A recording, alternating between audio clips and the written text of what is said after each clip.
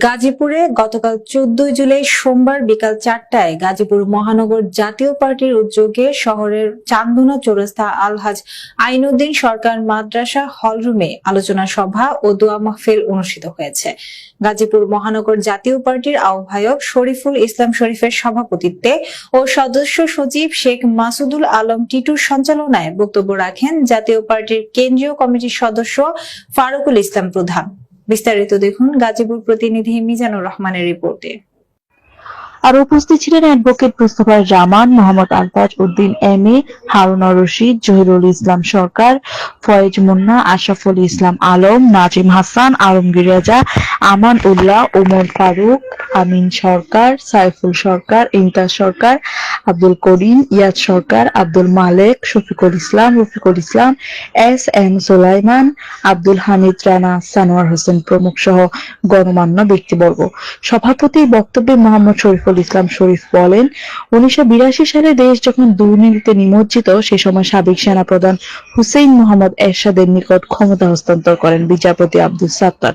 হুসেইন মোহাম্মদ এরশাদ 9 বৎসর রাষ্ট্র ক্ষমতা চলাকালীন শুক্রবার সরকারি ছুটি, রাষ্ট্র ধর্ম ইসলাম, মসজিদ মাদ্রাসার বিদ্যুৎ বিল মওকুফ, হাজার হাজার রাস্তাঘাট, কালভার্ট, ব্রিজ সহ স্থাপনা উন্নয়ন করেছেন হুসেইন মোহাম্মদ এরশাদ। এই গাজীপুরে কোনাবাড়ি ডিস্ট্রিক্ট শিল্পী নগরী সহ হাজার হাজার গার্মেন্টস কলকারখানা প্রতিষ্ঠা করেন। সর্বশেষ মিলাদ ও দোয়ার মাধ্যমে অনুষ্ঠানের সমাপ্তি হয়। আমাদের আজকে এখানে যারা নেতৃবৃন্দ উপস্থিত হয়েছেন, সর্বোচ্চ সংখ্যক নেতা আজকে আমাদের এখানে গাজীপুর মহানগরের নেতৃবৃন্দ এখানে উপস্থিত। আমরা ঐক্যবদ্ধ জিএম কাদেরের নেতৃত্বে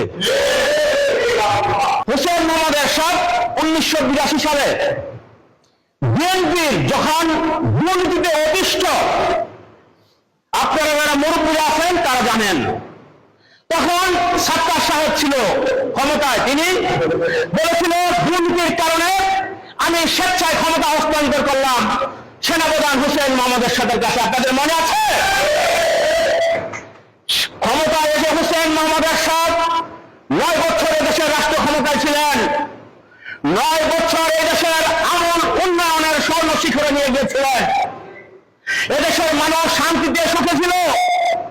এদেশের মানুষের বিচার ব্যবস্থা উপজেলার মাধ্যমে দূরগোড়ায় পৌঁছেছিলেন। হুসেইন মোহাম্মদ এরশাদ শুক্রবারকে সরকারি ছুটি ঘোষণা করেছেন, কারণ 95% মুসলমান আমাদের দেশে বসবাস করে, তারা শুক্রবার যেন তাদের ধর্ম পালন করতে পারে। এই জন্য হুসেইন মোহাম্মদ এরশাদ রেডিও টেলিভিশনে আজানের ব্যবস্থা করেছিলেন। হুসেইন মোহাম্মদ এরশাদ এই গাজীপুরের জন্য অনেক কিছু করেছেন। গাজীপুর মহকুমাকে জেলায় করেছেন, গাজীপুরের কৃষি গবেষণা, গান গবেষণা করেছেন, আমাদের কৃষির শিল্প নগরী কোনাবাড়ি করেছেন। তখন হুসেইন মোহাম্মদ এরশাদ 9 বছরের রাষ্ট্রপ্রধান, কারণ আমি আমার মুরব্বীর মুখে শুনেছি যে হুসেইন মোহাম্মদ এরশাদের 9 বছরের শাসন ব্যবস্থা যদি মানুষের সামনে তুলে ধরা যায়, ভোট চাইতে হবে না, জানা আঙ্গুল মার্কায় ভোট দেয়। কারণ ওনার যুগ ছিল স্বর্ণ যুগ। উনি যে ব্যক্তিত্ব বা ব্যক্তি ছিলেন, কোন রাষ্ট্রপ্রধান এরকম ছিলেন না। দীর্ঘ মামলা দিয়ে তাকে হয়রানি করতে চেয়েছেন, কিন্তু কোনো মামলা তাকে দোষী করতে পারে নাই।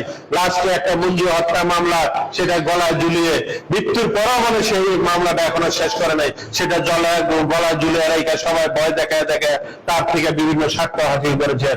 এবং বাংলাদেশের প্রেক্ষাপটে, রাজনৈতিক প্রেক্ষাপটে যে ঘন কুয়াশা আমাদের মধ্যে পাস করার চেষ্টা করছে, ইতিমধ্যে পল্লীবন্ধু হুসেইন মোহাম্মদ এরশাদের ছোট ভাই জিএম কাদেরের নেতৃত্বে জাতীয় পার্টি দেশের নীল নকশা বুলন্দিত করে জাতীয় পার্টির আলোর পথ দেখার পায়চারা করছে নেতৃবৃন্দ।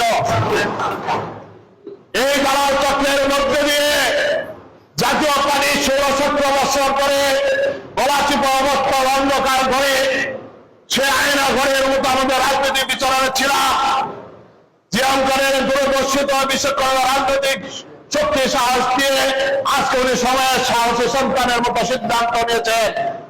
এই বাংলার জন্য যারা করেছেন, আপনারা জেনে থাকবেন, বাংলাদেশের শিক্ষা যে প্রধান শিক্ষালয় ঢাকা বিশ্ববিদ্যালয়, সেখানে জিয়ার নামে তিনি হয়ে পেয়েছেন, বঙ্গবন্ধুর নামে তিনি হয়ে পেয়েছেন। উনি কখনো নিজের জন্য তিনি কিছু করেননি। সেই হিসেবে বাংলার মানুষ আজ অবধি পর্যন্ত আমার প্রাণ প্রিয় নেতা দায়িত্ব পালন করে। তাই আমাদের প্রতি ঘন্টার সংবাদ দেখতে চোখ রাখুন কোয়ালিটি টিভি বাংলায় এবং আপনার এলাকার যে কোনো সংবাদ প্রচারে আমাদের মেইল করুন QTV Bangla News@gmail.com এই ঠিকানায়।